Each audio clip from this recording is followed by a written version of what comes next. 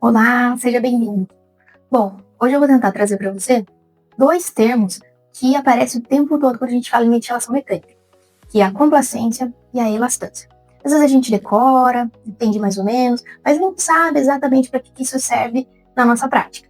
Então eu quero explicar para você de forma simples e prática como que a gente vai trazer esses termos para o nosso dia a dia. Bom, vamos começar primeiro pela complacência. A complacência, basicamente, é a capacidade que o pulmão tem de se distender, ok? A facilidade com que ele tem em se distender. Agora vamos trazer para uma analogia. Imagina uma bexiga, essas bexigas de aniversário, tá?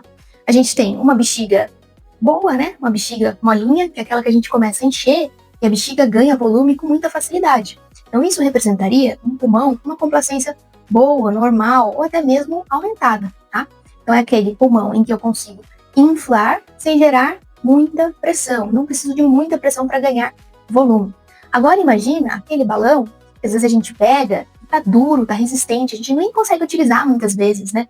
A gente precisa colocar muita pressão para ele ganhar o mesmo volume daquele balão que a gente encheu com mais facilidade. Então seria um pulmão com uma complacência diminuída. Então para gerar a mesma quantidade de volume, eu preciso de muita pressão. Então, em termos técnicos, né, a complacência, ela é a variação de volume por unidade de pressão. E agora vamos tentar entender o que é a elastância. Então, a elastância ela é a propriedade inversa da complacência. Tá? Então, se eu tenho um pulmão que eu ganhei complacência, consequentemente, eu vou perder elastância. A elastância é a propriedade elástica do pulmão. É a propriedade que o pulmão tem de retornar ao seu tamanho normal. Trazendo também para uma analogia, vamos pensar num elástico, esse elástico de prender dinheiro, por exemplo.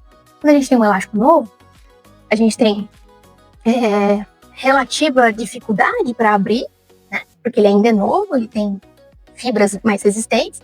Porque a hora que a gente solta, esse elástico ele retorna para o tamanho dele com muita rapidez, né? Ele consegue voltar para o tamanho normal. Porque com o passar do tempo, esse elástico ele vai perdendo as suas fibras, né?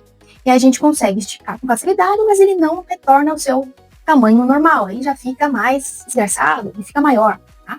Então isso seria um pulmão com uma elastância muito baixa, por exemplo, tá? Se eu tenho um pulmão com elastância muito alta, ele retorna facilmente para o seu tamanho normal. Se eu tenho um pulmão com elastância baixa, ele tem dificuldade para retornar ao seu tamanho normal. Vamos trazer isso aí com exemplos de doenças, tá? Então, um pulmão que tem alta complacência, consequentemente, como eu falei para vocês, ele vai perder elastância. Que pulmão é esse? Um pulmão enfisematoso. Eu tenho muita facilidade de ganhar volume, mas eu tenho muita dificuldade de esvaziamento, porque perdeu suas fibras elásticas, tudo bem?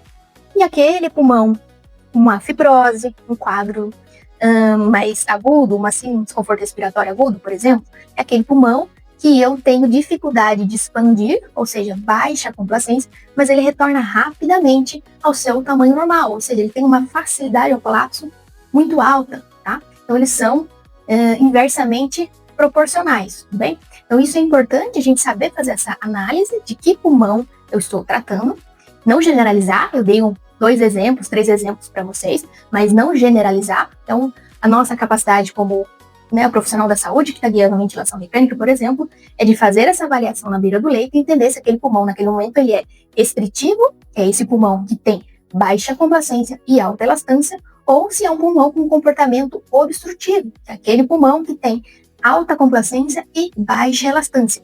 E isso vai mudar completamente a forma da gente ventilar esses pulmões. Então, num pulmão que é restritivo, baixa complacência, é um pulmão que provavelmente vai aceitar pouco volume corrente. Se eu quiser colocar mais volume corrente, eu tenho que entender que eu vou aumentar muito o gradiente de pressão, ok? E da mesma maneira que eu tenho um pulmão obstrutivo, muito complacente e pouco elástico, vai ser um pulmão em que eu tenho que tomar cuidado, por exemplo, de aumentar a frequência respiratória, porque ao passo que eu aumento muito essa frequência respiratória, eu tenho uma capacidade de gerar alto PIP, de gerar hiperinsuflação, aumentar essa hiperinsuflação. Eu vou distender com facilidade, mas vou ter muita dificuldade para retornar ao tamanho normal. Eu espero que tenha ficado claro e nos vemos na próxima.